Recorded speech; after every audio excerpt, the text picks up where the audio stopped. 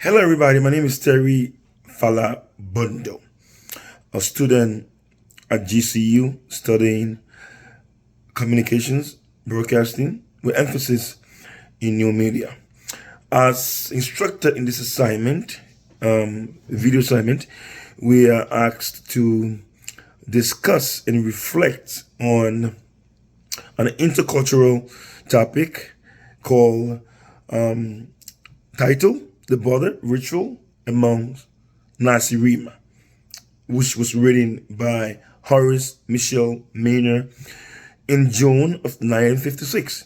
Now, this topic talks about a certain group of people that lives in the Americas between Canada and the United States territory called the Nazi Rima.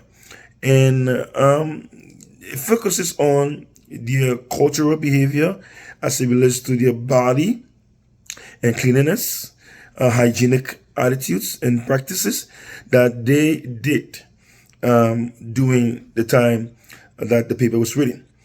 The paper also focuses on the economy, the marketry,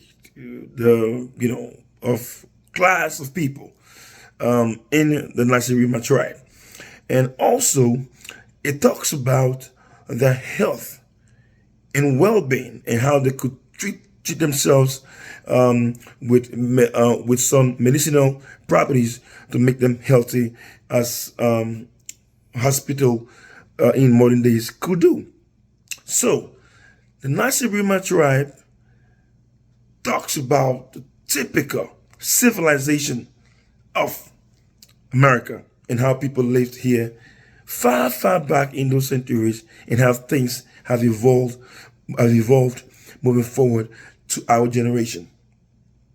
So to compare their ritualistic practice of being civilized to my culture, first of all, I'm from West Africa, a country called Liberia, and Liberia was, I wouldn't say it was colonized by the United States, but the American Colonization Society went to my country far, far back in the 1800s to found a country where the first free slaves settled after slave trade was abolished in the United States.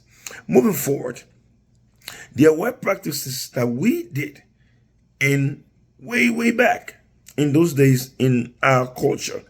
When I was born, I was circumcised. That's one practice that was done for male. But there was also female circumcision going on. Up to now, in some quarters, in some towns, in some remote villages of my country, there's still female circumcision that's going on. This is a cultural practice that has been condemned by modern generation of people like us, like me. For me, I condemn it. It should be only for male children. So it's a healthy practice for the male child, because when you're born, you're not circumcised. The flesh that covers your penis carry a lot of bacteria. So circumcision is healthy for a male child, but not for a female child. So in America, or in the Americas, in the Western world, especially in the United States, circumcision was carried out and is still being carried out when a male child is born. So that's how we connect right there. Back in the days, there was circumcision, though the people back in the days never had similar modern tools as those in the United States or the Nazi Rima people, but they could still circumcise the male child. In the United States, up to today, people still circumcise the male child. So the two practices from the Americas and Africa, especially speaking of my country, Liberia, has evolved, especially in my country. Back then, they could use knives to circumcise a male child. But today, because of civilization and the involvement of technology and medical tools. Now, male children go through a surgical procedure of circumcision so that they don't get hurt, meaning their penis don't get chopped off accidentally by the person who's going to circumcise them, or they don't carry some bacteria or, blood clots in their penis. So that's how far it has evolved, making it a civilized practice from one generation in my country to the other, and comparing it to the United States medical practices of circumcision. So right there, we know that these two connect very easily. So finally, I would like to say that the practice of circumcision is a very healthy practice. It's not detrimental to human's health. It is very, very much beneficial, because if a male child is circumcised, he becomes healthy, and he can penetrate a female healthily as well.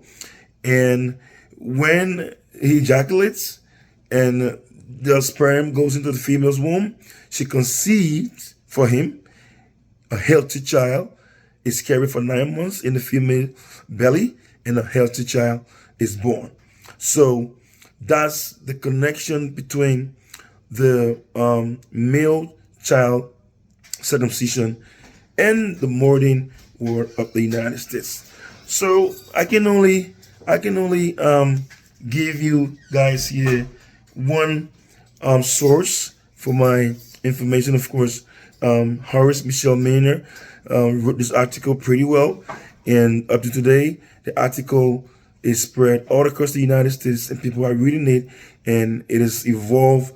It has made health and civilization with health practices of more than one. So again, my name is Terry Budno. I hope this video serves the purpose that it was made, this assignment to my instructor.